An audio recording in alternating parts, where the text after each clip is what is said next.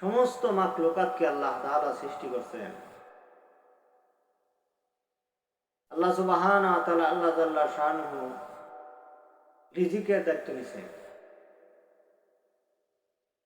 যে সমস্ত মাখলুকাত গুলায়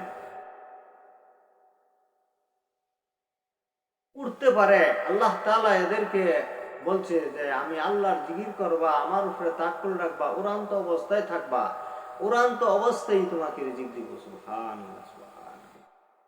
উঠতে উঠতে রিজিক পাবো। এই সমস্ত মাখলুকাত গুলো, প্রাণীগুলো এরকম সাগরের মধ্যে, নদীর মধ্যে, খালের মধ্যে, পুকুরের মধ্যে সাঁতরাইতে থাকবা, সাঁতরাইতে থাকবা। আমি আল্লাহ সুবহানাহু ওয়া তাআলা আল্লাহ জাল্লা শানুহু সাঁতরানো অবস্থায় তোমার সামনে আমি আল্লাহ রিজিক দিবা। আল্লাহু আকবার, আল্লাহ। আল্লাহ তাআলা এইভাবে রিজিক দেয়। উড়ান্ত অবস্থায় রিজিক পায় উড়ান্ত মাখলুকাত গুলো। সাগরের ভিতরে, নদীর ভিতরে, খালের ভিতরে, পুকুরের ভিতরে সাঁতরানো অবস্থায় এই সমস্ত যারা, যে সমস্ত প্রাণীগুলো পানিতে বসবাস করে, এদেরকে আল্লাহ তাআলা পানিতে রিজিক দেয়। যে সমস্ত মাখলুকাত গুলো উপরে বসবাস করে, এরকম এরকম ভাবে জমিনের উপরে বসবাস করে, এদেরকে আল্লাহ তাআলা হাঁটা ছাড়ার মাধ্যমে জমিনের উপরে রিজিকের ব্যবস্থা করে দেয়।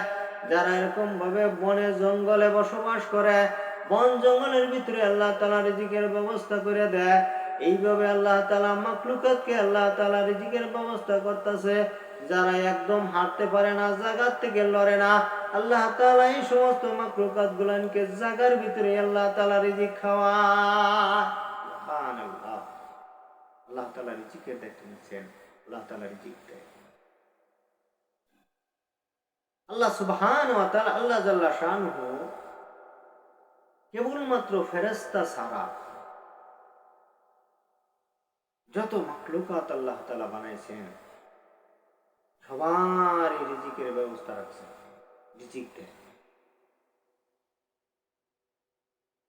কেউকে দৈনিক দেয়, কেউ রে দৈনিক দেয় না, দেরিতে দেয়। কেউ সবসময় খায়, কেউ গ্যাপ দিয়া খায়। কিন্তু রিজিকের ব্যবস্থা আল্লাহ তাআলা করে রাখছেন। জাহান্নাম যে বানাইছেন, জাহান্নাম, ইয়ারও রিজিকের ব্যবস্থা আল্লাহ তাআলা করছেন। জাহান্নামের রিজিক, জাহান্নামের রিজিক হইছে যে সমস্ত বান্দা বান্দি গুলাইন আল্লাহ পাকের নাফরমানি করে, গুনাহ করতেছে, পাপ করতেছে, আল্লাহ তাআলার সাথে শিরকি করতেছে, আল্লাহকে আল্লাহ বলে মানে না, রাসূলের তরিকায় জীবন চালায় না, এই সমস্ত বান্দা বান্দীদেরকে দিয়ে জাহান্নামের রিজিকের ব্যবস্থা করবে। জাহান্নামের রিজিক হইল এই মানুষ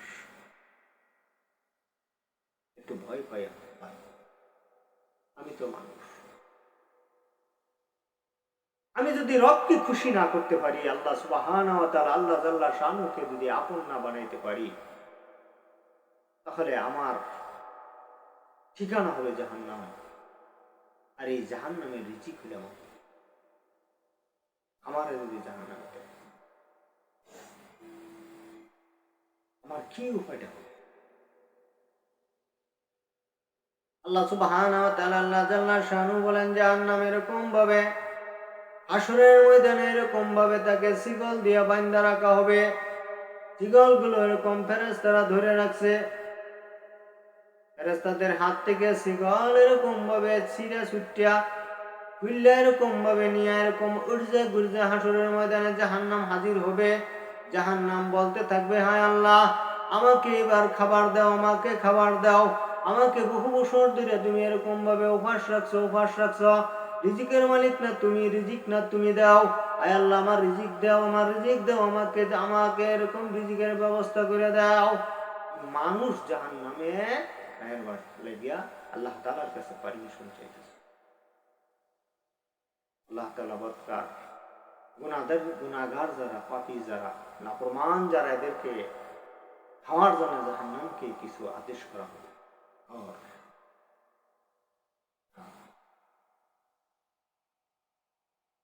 ঠিক এই টাইমে অনায়াসে বহু মানুষকে আল্লাহ তাআলা বলেন জাহান্নাম টাইনে ভিতরে নিয়ে যাবে গা।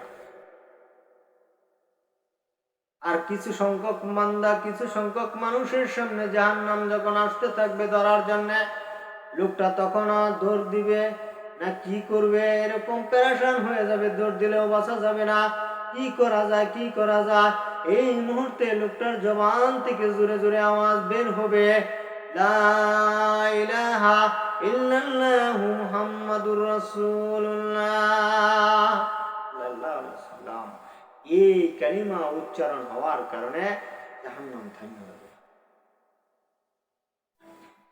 তাহলে আপনি ইমানদারের কি দাম, মুমিনের কি দাম, আল্লাহকে মানার কি দাম, রাসূলকে মানার কি দাম, আল্লাহর কোরআনকে মানার কি দাম, আল্লাহ তাআলাকে খুশি করার কি দাম, যে হাসরের ময়দানে জাহান্নাম ধরার জন্য আসছে, খাওয়ার জন্য আসছে, গিলা ফালাবার জন্য আসছে, আর লোকটা উচ্চারণ করছে লা ইলাহা ইল্লাল্লাহু মুহাম্মাদুর রাসূলুল্লাহ সাল্লাল্লাহু আলাইহি সাল্লাম। জাহান্নাম থামে গেছে, থামে গেছে। জাহান্নাম সামনের দিকে অগ্রসর হয় না, অগ্রসর হয় না। আল্লাহ পাকের হাবিবের নাম উচ্চারণ করা হয়েছে, জাহান্নাম ধরার জন্য অগ্রসর হয় না। আমার ভাই, জাহান্নাম মুমিনকে খাইতে পারবে না, ইমানদারকে খাইতে পারবে না, কিন্তু বেঈমান যারা, এদেরকে জাহান্নামে গিলবে। এরপরে নির্দিষ্টভাবে যখন জাহান্নামীকে জাহান্নামে দেওয়া হবে, জান্নাতীকে জান্নাতে দেওয়া হবে, এরপরে জাহান্নাম এরপরেও বলতে থাকবে, হায় আল্লাহ, আমার খিদা নিবারণ পায় নাই, আমার পেট ভরে নাই, আমি আর খিদা রয়েই গেছে, তুমি আমাকে খাবার দাও, খাবার দাও। এখন আল্লাহ সুবহানাহু ওয়া তাআলা, আল্লাহ জাল্লা শানুহু বলেন, আমি যদি দয়া করছি জান্নাতে দিয়ে দিছি তো দিয়েই দিছি, আর যদি তোকে জাহান্নামের কাজ করছে জাহান্নামে দিছি, এরপরেও তোর পেট ভরে নাই, খিদা যত নিবারণ হয় নাই, তোর পেট ভরার ব্যবস্থা আমি করতেছি। আল্লাহ সুবহানাহু ওয়া তাআলা, আল্লাহ জাল্লা শানুহু বলেন, আমার কুদরতি পাও দুটো মুবারক জাহান্নামের ভিতরে আমি এরকম ভাবে আল্লাহ তাআলা বলেন আমি ঢুকাইয়া দেব। সুবহানাল্লাহ, জাহান্নামের ভিতরে আল্লাহ সুবহানাহু ওয়া তাআলা, আল্লাহ জাল্লা শানুর পাও ঢুকাই দিবেন। ঢুকাই দেওয়ার সাথে সাথে জাহান্নাম চিৎকার করতে থাকবে আর বলতে থাকবে, হায় আল্লাহ, হায় আল্লাহ, আমার পেট ভরে গেছে, আমার পেট ভরে গেছে, হায় আল্লাহ, আমি আর কুলাইতে পারতেছি না। আল্লাহ পাকের পাও মোবারক দেওয়ার কারণে জাহান্নামের পেট ভরে গেছে, জাহান্নামের খিদা নিবারণ হয়ে গেছে। আল্লাহ পাকের কত বড় দয়া যে আল্লাহ তাআলা এখানে আর নতুন করে অন্য কোনো মাখলুকাত বানায়া জাহান্নামে দিলেন না। আর এখানে এমনটাও করলেন না যে আমি ব্যবস্থা করতেছি, হ্যাঁ, যে অন্য কোনো কিছুর দ্বারাই তোর খিদা নিবারণ করা যায় নাকি, এরকম কৌশল করলেন না। স্বয়ং আক্কামুল হাকিম আল্লাহ সুবহানাহু ওয়া তাআলা, আল্লাহ জাল্লা শানুহু পাও জাহান্নামের ভিতরে দিয়া জাহান্নামকে ভরপুর করে বললেন, জাহান্নামের খিদা নিবারণ করে দিলেন। আল্লাহু আকবার। আল্লাহ তাআলা চায় না কোনো বান্দা বান্দি জাহান্নামে যাক, এবং আল্লাহ তাআলা চায় না কোনো মাখলুকাতকে আল্লাহ আযাব দিক, আল্লাহ কষ্ট দিক। আল্লাহর এত দয়া, এত দয়া। আল্লাহ পাকের কাছে আমরা তওবা করি, আল্লাহ তাআলার কাছে আমরা দোয়া করি, আল্লাহ আমাদেরকে জাহান্নাম থেকে তুমি বাঁচাও, জাহান্নামের ধারে কাছেও তুমি আমাদেরকে নিও না। আল্লাহ তুমি আমাদেরকে মাফ করে দাও।